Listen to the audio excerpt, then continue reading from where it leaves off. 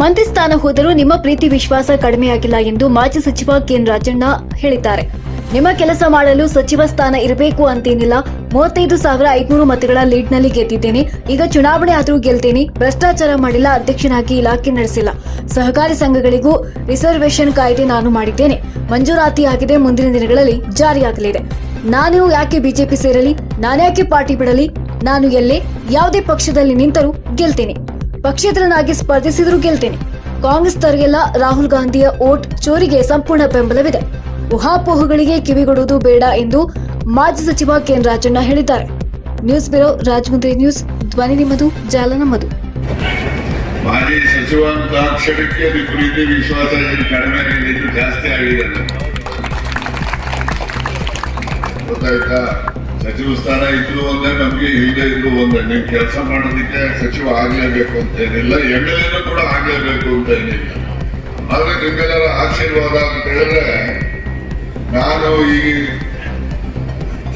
11 ಕ್ಷೇತ್ರದಲ್ಲಿ ನನಗೆ ನೀವೆಲ್ಲ ಆಶೀರ್ವಾದ ಮಾಡಿದ್ದು ಸುಮಾರು 35,500 ವೋಟ್ಗಳ ಬಹುಮತದಲ್ಲಿ ಗೆದ್ದಿರೋದು.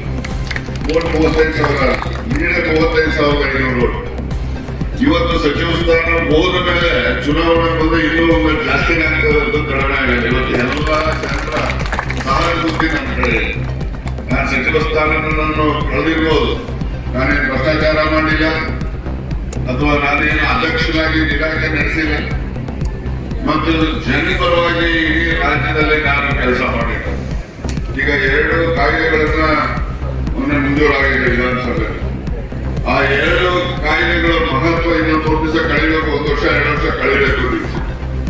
ಏನು ಗ್ರಾಮ ಪಂಚಾಯಿತಿಗಳಿಗೆ ಅಧ್ಯಕ್ಷರು ಉಪಾಧ್ಯಕ್ಷರು ರಿಸರ್ವೇಶನ್ ಇದೆ, ಅದೇ ರೀತಿ ರಿಸರ್ವೇಶನ್ ನಿಮ್ಮ ಡೈರಿಗಳಿಗೆ ಮತ್ತೆ ಸೊಸೈಟಿಗಳಿಗೂ ಕೂಡ ಆ ಕಾಯ್ದೆನಲ್ಲಿ ಲಾಗು ಮಾಡಿದೆ. ಅದರಲ್ಲಿ ಅಧ್ಯಕ್ಷರಿಗೆ ಉಪಾಧ್ಯಕ್ಷರಿಗೆ ಗ್ರಾಮ ಪಂಚಾಯಿತಿಗೆ ಯಾವ ತರ ರಿಸರ್ವೇಶನ್ ಅನ್ನ ಇಟ್ಟಿದ್ದೀವಿ, ಅದೇ ರೀತಿ ಸಹಕಾರಿ ಸಂಘಗಳಿಗೂ ಕೂಡ ರಿಸರ್ವೇಶನ್ ಅನ್ನ ಇಟ್ಟಿರ್ತಕ್ಕಂಥ ಕಾಯ್ದೆ ನಾನು ಮಾಡೋದು, ನಾನು ತಯಾರು ಮಾಡೋದು. ನನ್ನ ದುರಾದೃಷ್ಟ ಅದನ್ನ ಅಸೆಂಬ್ಲಿನಲ್ಲಿ ಮಂಜೂರು ಮಾಡ್ಲಿಕ್ಕೆ ಒಮ್ಮೆ ಮಾಡಿಸಿದ್ದೆ. ಅದು ಗವರ್ನರ್ ಅವರು ಕೆಲವು ಸಲಹೆಗಳನ್ನ ಕೊಟ್ಟಿದ್ರು, ಆ ಸಲಹೆಗಳನ್ನ ಇನ್ಕಾರ್ಪೊರೇಟ್ ಮಾಡಿ ಮುಂದೆ ಮಾಡಿದ್ದೆ. ಅದನ್ನ ಇಂಟ್ರೊಡ್ಯೂಸ್ ಮಾಡೋದಕ್ಕೆ ಅವಕಾಶ ಆಗಲಿಲ್ಲ, ಬೇರೆ ವಿಚಾರ. ಅದರ ಉದ್ದೇಶ ಏನಿದೆ, 2 ಸದನದಲ್ಲೂ ಕೂಡ ಅದು ಮಂಜೂರಾತಿ ಆಗಿದೆ. ಅದು ಮುಂದಿನ ದಿನಮಾನಗಳಲ್ಲಿ ಅದು ಜಾರಿ ಆಗ್ತದೆ. ಅದನ್ನು ನಾವು ನೋಡ್ಬೇಕು ಅಂತಕ್ಕಂಥದ್ದು ನನ್ನ ಆಸೆ ಇದೆ. ಅದಾಗುತ್ತೆ ಅಂತಕ್ಕಂಥ ನಂಬಿಕೆಯನ್ನು ಕೂಡ ಇದೆ. ಜೊತೆನಲ್ಲಿ ನೆನ್ನೆ ಟಿವಿ ತೋರಿಸ್ತಾವ್ರೆ, ಬಿಜೆಪಿ ಸೇರ್ಬಿಡ್ತಾರೆ. ನಾನೇ ಬಿಜೆಪಿ ಸೇರೋದು ಸೇರ್ತಾರೆ. ನನಗೆ ಬಿಜೆಪಿ ಸೇರೋ ಅವಕಾಶ ಏನಿಲ್ಲ. ನಾನು ಯಾವ ಪಾರ್ಟಿ ನಿಂತ್ಕೊಂಡು ಬಂದ್ರು ಓಟ್ ಹಾಕ್ತಿರೋದು, ಇಂಡಿಪೆಂಡೆಂಟ್ ನಿಂತರು ಓಟ್ ಹಾಕ್ತಾರೆ. ಅದರಿಂದ ನಾನೇ ಪಾರ್ಟಿ ಬಿಡಕ್ ಹೋಗ್ಬೇಕು. ನನಗೆ ತೊಂದರೆ ಮಾಡಿದ್ದೆ ಪಾರ್ಟಿ ಮಂತ್ರಿ ಕೆಲಸ ತಕ್ಷಣಕ್ಕೆ ತೊಂದರೆ ಮಾಡೋರು ಅಂತ ಏನಲ್ಲ. ನಾನು ಈ ಜಿಲ್ಲೆನಲ್ಲಿ ನಿಮ್ಮೆಲ್ಲರ ಆಶೀರ್ವಾದದಿಂದ ಪ್ರತಿ ಕ್ಷೇತ್ರದಲ್ಲಿ ಯಾರನ್ನು ಬೇಕಾದ್ರೂ ಗೆಲ್ಸೋದು, ಯಾರನ್ನು ಬೇಕಾದ್ರೂ ಸೋಲಿಸೋ ಶಕ್ತಿ ಇದೆ, ನಿಮ್ಗೆ ಗೊತ್ತಿರೋದು. ಅದರಿಂದ ನಾನು ಯಾವತ್ತೂ ರಾಜಕೀಯದಲ್ಲಿ ಬೆನ್ನು ತೋರಿಸೋನೇ ಅಲ್ಲ. ಎಂತದೇ ಕಷ್ಟ ಬಂದ್ರು ಎದೆ ಇಡೋನೇ ಹೊರತು ಬೆನ್ನು ತೋರೋನಲ್ಲ. ಆದ್ರಿಂದ ನಾನು ಯಾವುದೇ ಕಾರಣಕ್ಕೆ ಕಾಂಗ್ರೆಸ್ ಪಕ್ಷವನ್ನ ತೊರೆಯೋದು ಇಲ್ಲ.